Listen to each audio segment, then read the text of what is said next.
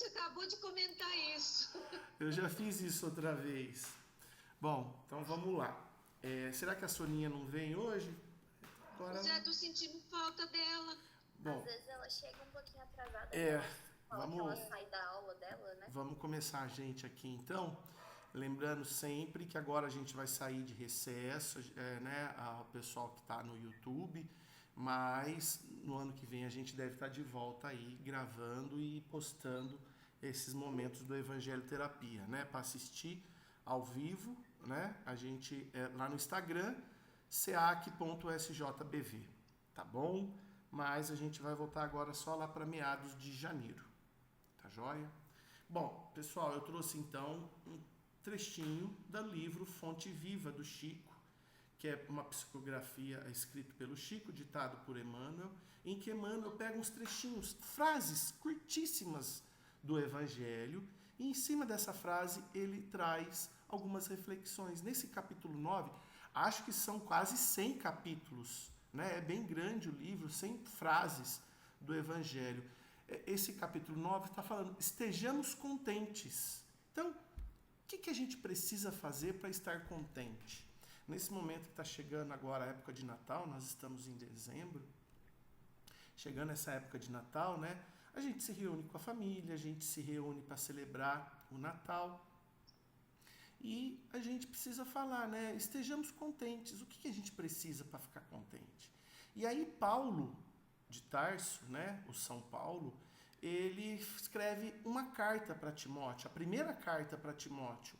E lá no capítulo 6, versículo 8, né, nessa carta para Timóteo, ele escreve assim, ó, tendo, porém, sustento, né, sustento para comer, e com o que cobrirmos, estejamos com isso contentes. Quem teve a oportunidade de ler o livro Paulo e Estevão, depois que Saulo se transformou em Paulo, ele mudou de nome, ele se converteu ao cristianismo, ele passou uma miséria danada, extremas dificuldades, né? Ele trabalhava como tecelão, pouco ganhava, e o que ele ganhava era o sustento para poder comer e se vestir e poder fazer as caminhadas dele e levar o evangelho de Jesus, criando as igrejas, né? Paulo criou várias igrejas ao longo entre a região lá de Jerusalém, indo para a Grécia até chegar em Roma. Ele fez várias vezes e fundou várias igrejas, né? Em Corinto, na Grécia, em vários lugares ele montou as suas igrejas. Então ele está falando, tendo porém o sustento e o que cobrirmos de roupa, estejamos com isso contentes. Tá? Então vamos para a primeira pergunta. Ô Gi, me ajuda na primeira reflexão aqui. Vamos lá. A riqueza é instrumento indispensável para o progresso. Ponto. Isso é fato. É necessário a riqueza para poder progredir. Por exemplo, o homem não teria chegado à Lua se os Estados Unidos não fosse uma grande superpotência financeira. E isso foi importante, o homem chegar à Lua, né? O desenvolvimento. A Espanha era riquíssima, Portugal era riquíssimo, conseguiu Pedro Álvares Cabral e Cristóvão Colombo vir colonizar as Américas, importantíssimo. Equivale, né? Quando eles vieram para as Américas, colonizar as Américas, teve que botar muito dinheiro. O homem chegar na Lua equivale à mesma coisa. Porém, acumular o desnecessário é egoísmo. Como agir, Gi? Olha que pergunta difícil. Como agir? Eu respondo. Humildemente, é claro, porque eu estou aprendendo também, sou formiguinha, como disse Chico Xavier, somos apenas formiguinhas, né? Não foi bem isso que ele falou, não sei, César, você me fala o que ele falou, não me lembro. Eu sei que foi nesse sentido, que a gente é muito pequeno, né? Então, dentro da minha pequena humildade, como agir? Lutar contra esse egoísmo. Não acumular, tentar pensar, eu preciso disso para ser feliz? Eu preciso mesmo disso? É lógico, como você disse, César, tem coisas que é necessário, né? É importante a gente estar investindo em determinadas coisas. Por exemplo, a gente gastar um dinheiro para o nosso desenvolvimento intelectual, eu acho isso importante. É lógico que, mas desnecessariamente, aí não, né? Eu penso assim, e é o que eu tento fazer. Eu era muito cumulativa, sabe, César? Eu melhorei demais, demais mesmo. Ainda falta muito também. Assim, devagarzinho, é o que você falou, é passo a passo, né? Legal, Gi. Obrigado, viu? Ô Lilian, dentro desse assunto, então, fala pra mim. A compaixão, né, pode ser um instrumento de equilíbrio entre o necessário e o desnecessário, né? Então, a partir do momento que a gente tem uma compaixão com alguém que está passando alguma situação difícil, né? Essa compaixão seria um instrumento para a gente poder repartir um pouco mais o pão? Com certeza. Acho que quando a gente tem muito, né? A gente tem que dividir. Hoje mesmo, um exemplo. Eu tava passando roupa, né? Tinha um monte de roupa pra passar que eu deixei juntar na hora que eu fui passar, quase fiquei louca. Mas terminei de passar e quando eu fui guardar, não tava cabendo no meu guarda-roupa. Aí eu falei assim, gente, mas como assim? Por que tanta, né? Eu nem uso, as que tava passando fazia quanto tempo que eu não usava. Então é hora da gente, quando a gente vê que tem muito excesso, é hora da gente dividir com quem não tem, né? Principalmente agora na época do Natal, que muitas crianças, que as crianças elas têm uma fé no Papai Noel gigantesca, né? Aí você imagina a dor de uma criança que não vai receber um presentinho do Papai Noel. E se a gente tem criança em casa, a gente pode pegar um brinquedinho, pode fazer uma doação. Acho que tudo que a gente coloca a compaixão no meio vira caridade, né? Sem e a dúvida. caridade, ela é um ato que nos aproxima de Jesus. Então, acho que em tudo que a gente puder colocar a compaixão é bem-vindo. Show de bola, Lilian. Maravilhoso sua colocação, viu? Obrigado. Imagina. Ô Gi, e agora vamos lá, seguindo nessa mesma sequência, né, do que o Paulo falou pra gente, né? Os vícios, como vaidade, gula, avareza, são alguns dos entraves para experimentarmos a verdadeira caridade? Sim, com certeza são. Até me lembrei da menininha, não sei se vocês já viram, a Juju, ela fala assim, ai menina, mulher, você vai ter que falar com a sua Nutri, vai ter que dizer assim, o meu estômago tem vida própria. Eu me lembrei dela. Eu acho que esses vícios, como a vaidade, a gula, a avareza, até o próprio egoísmo, né, César? A arrogância, tudo que é de ruim, isso impede, sim, isso entrava a gente para não fazer a caridade, essencial para o nosso desenvolvimento evolutivo. Show de bola, Gi. Obrigado, viu? Vamos lá, Lilian, nós estamos aqui nesse bate-bola, né? Vamos lá. Para você, o que é a verdadeira caridade, Lilian? Então, acho que é tudo que é feito com amor ao próximo, né? E sem visar nada em troca. Quando você só quer ajudar uma pessoa sem querer ser ajudado. Seja com bens materiais, ou ouvindo alguém que está precisando conversar, né? Qualquer ato de compaixão com o próximo, eu acredito. Legal, Lilian. Isso que você falou é a benevolência, que é você doar para quem está com fome, para quem está sem roupa, você ouvir a pessoa, né? A pessoa que está precisando de um conselho, de uma ajuda. Isso é a benevolência, que é uma das perninhas da caridade. Só que às vezes a gente não reflete também que a caridade é o perdão, é o perdoar e o pedir perdão, né? Praticar o perdão é uma forma, é uma outra perninha da caridade. Então a gente não pode esquecer. Geralmente a gente só pensa na benevolência, que é a caridade material e que é a caridade moral no sentido de ouvir o outro e dar um auxílio, né? Mas o perdão também é uma outra perninha importante. E a terceira perninha da caridade, Lilian, que a gente também não pode esquecer, é a indulgência. Gostar do outro, permitir, não necessariamente gostar, mas permitir que o outro seja aquilo que ele é. Ser indulgente às imperfeições alheias, entendeu? Também é uma outra forma que a gente tem que trabalhar dentro de nós a caridade, que senão a gente... Seria mais ou menos a tolerância. É a terceira perna da caridade, né? Ser tolerante às imperfeições alheias. Perfeito, obrigada, César. Né? Legal. Ô Gi, e agora? Como praticar a caridade corriqueiramente, no dia a dia, sem ficar me preocupando? Hoje eu tenho que acordar e tenho que praticar a caridade. Nossa, eu tenho que praticar a caridade hoje depois do almoço. Não, de uma forma natural. Como fazer ela ser um instrumento do meu dia a dia e eu praticar essa caridade? Difícil, as tuas perguntas estão mais difíceis que as da Lili. Existe aí uma diferença mesmo grande, né, César? Até eu acho que se a gente fosse falar sobre a caridade, a gente teria que fazer outras palestras. Você iria fazer uma palestra pra gente, para rever as perninhas e tudo mais, né?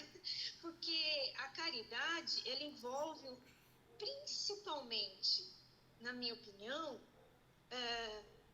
o dar, aquilo que a Lília falou, o dar sem querer nada em troca, mas não é também, César, dar aquela coisa velha, esturricada, que seja... Não, é dar aquilo que você use, que você gostaria de receber, entendeu? Porque senão não tem caridade nenhuma, César. Então, para a gente praticar corriqueiramente seria tentar despertar em nós os melhores sentimentos. Aí a gente está dando o que a gente tem de melhor. Nossa, até me arrepiou, isso mesmo. Não é isso? Então, para a gente praticar a caridade no dia a dia, é só observar o que a gente está sentindo no coração. Se a gente estiver irradiando bons sentimentos, a gente vai estar praticando a caridade de uma forma singela, tranquila, natural no dia a dia. Mas a gente tem que observar o sentimento do coração. Exatamente. Você não necessariamente precisa dar nada material. Você pode dar emocional, como disse a Lilian também, né? A Lilian falou do amor, né? Que é o sentimento mais nobre que tem. Às vezes, um sorriso, não é?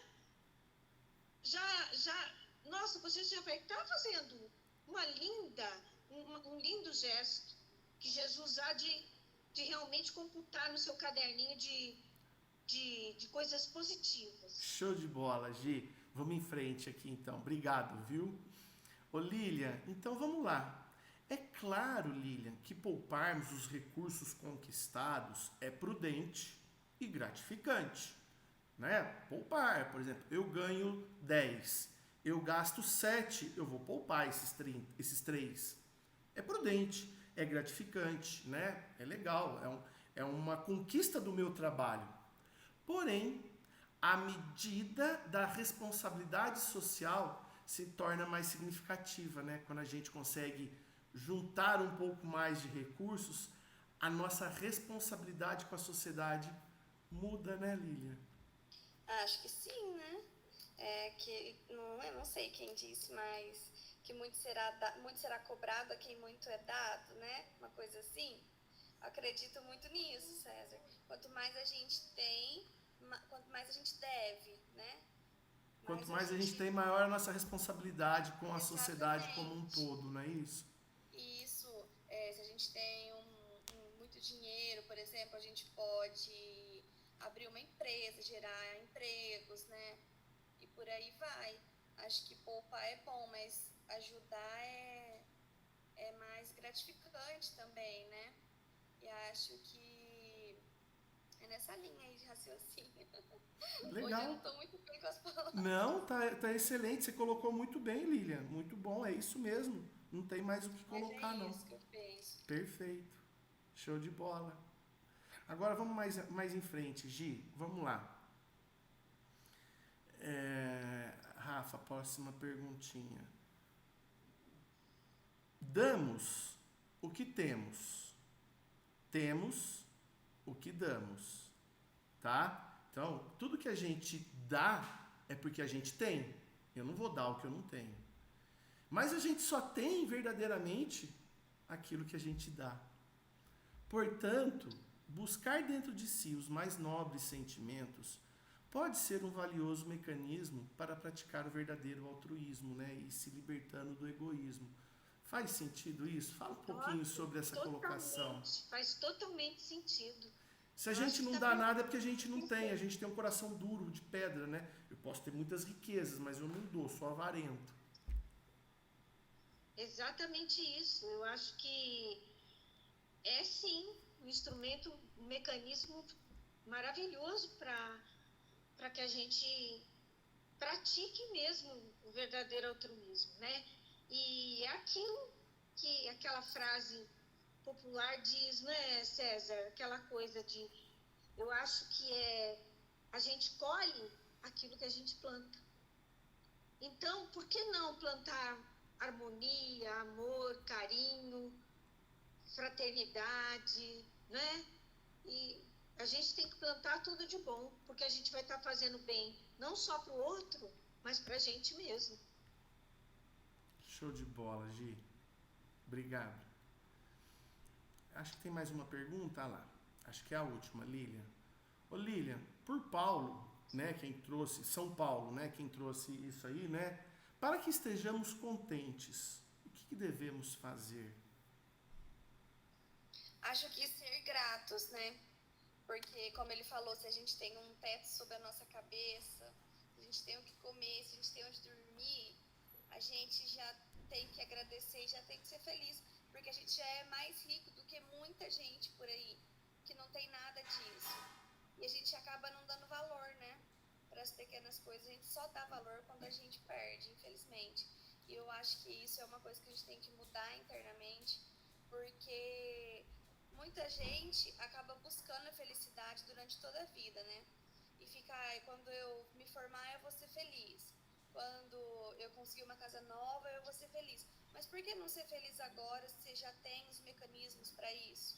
Sabe? Você já tem uma família, você já tem saúde, você já tem comida na sua mesa. O que mais que a gente quer? Sabe? Tem tanta gente que queria só isso.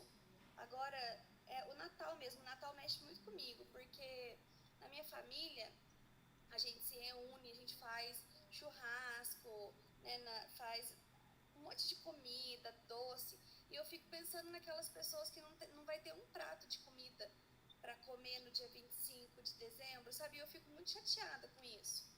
E às vezes a gente está lá no Natal comemorando o aniversário de Jesus, né, o nascimento de Jesus, e a gente não para nem para agradecer a comida que está ali na nossa mesa.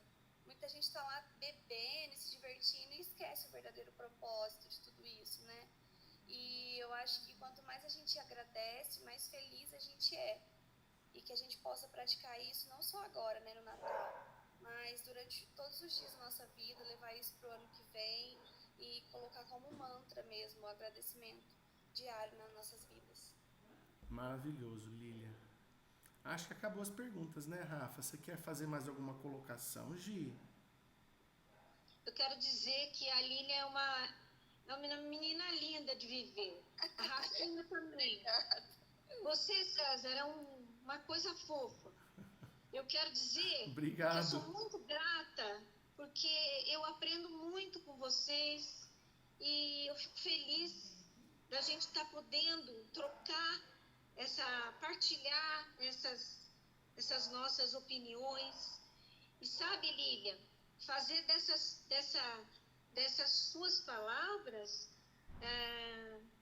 pensar um pouco e conseguir, já que a gente tem tanto, vamos tentar fazer um prato numa ceia para alguém. Não precisa ser muito, mas vamos tentar fazer a nossa caridade do jeitinho que a gente pode. Com certeza, né? Exatamente. E também queria agradecer por esse ano todo, né? A gente está aqui no Evangelho. Nossa, eu aprendi muito com vocês. E agradeço imensamente por Deus ter colocado vocês no meu caminho, ter colocado o SEAC na minha vida. É recíproco, viu, Lilian? Viu, Gi? Viu, Rafa? É recíproco. obrigada, gente, por tudo. Foi viu? um Que ano Deus abençoe bacana. a vocês. Eu tô quietinha aqui, mas eu concordo e assino embaixo, É, tá bom? foi um ano bem bacana, assim, bem gostoso. É gratificante estar aqui participando, né? Um beijo, Soninha. Nós gostamos muito de Aí a você, Soninha não viu? participou É hoje. verdade, todo mundo mandando Feliz Natal pra Soninha pelo vídeo. Ela é tão assídua, não participou hoje. Um abraço pra vocês então, gente. Ô Bruno, e aí, cara, tudo bem? Então tá jóia. Então eu vou dar um pause aqui